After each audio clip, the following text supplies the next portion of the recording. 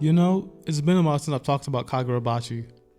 After my initial video over a year ago, I fell off with the series, hoping that it could avoid cancellation and that I'd get a nice backlog of quality content to catch up on when I decided to return to it. And I've gotta say, I'm pretty happy with what I got.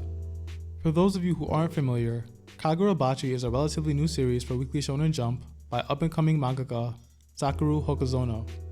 The story follows Chihiro Rokuhira, son of the famed swordsmith Kunishige Rokuhira, who was known for his legendary enchanted blades. After the death of his father, Chihiro dedicates his life to achieving his father's 6 legendary blades and hunting down the Hishaku, the group of sorcerers responsible for his father's death and the theft of the blades. Now, starting off with the art, the series creator clearly understands paneling and flow. He manages to create these incredibly clean artistic set pieces that'll have you really admiring the page. There's one chapter in particular where Chihiro goes on a killing spree, and it was just incredibly fun to read. Every time your eyes move across the page, he's already there lopping off another head. He's a good artist without a doubt, but his weaknesses are also kind of apparent. He isn't the best when it comes to facial expressions, and sometimes he'll struggle with conveying exactly how characters are feeling, and some of his character designs are middling at best. Kagurabachi characters are fairly grounded design-wise, so I'm not necessarily expecting anything too outlandish. But even so, it's hard to remember the names of some characters, and I think part of that is because their designs don't stand out enough. As far as the story goes, I'm not willing to say that Kagurabachi is anything especially remarkable just yet. The story just far isn't that much more than a revenge and chase to MacGuffin's plot. But while the story itself isn't all that unique, it accomplishes what it sets out to do fairly well. The thicker lines and ridiculous amounts of death and bloodshed help convey a darker tone. That, along with the sleek way that our protagonist and every other character kills without mercy or hesitation, has Kagurabachi feeling like a weird combination of Chainsaw Man and John Wick. It's certainly another dark fantasy series in the same vein as JJK and Hell's Paradise, but somehow it feels grimmer than both, despite not really being so. I appreciate how Hokuzono managed to give us some interesting elements about the worlds, while hiding others with the goal of growing our curiosity. I want to know more about the Seitei War and other characters involved in it. Same with the Hishaku and its members. He's done a good job getting me invested in and curious about his setting. The power system is nothing to write home about.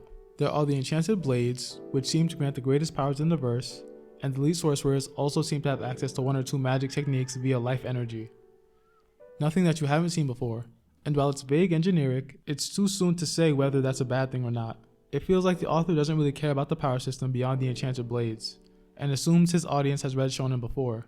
So he gives the bare minimum needed to understand it and decided that was enough. The blades are great, but the whole story can't revolve around 7-ish characters, so I'm not sure if this was the best way to handle it. If his intention is to keep the story short, simple, and small scale, then he might be fine. But this could be a problem if he chooses to expand the story later on.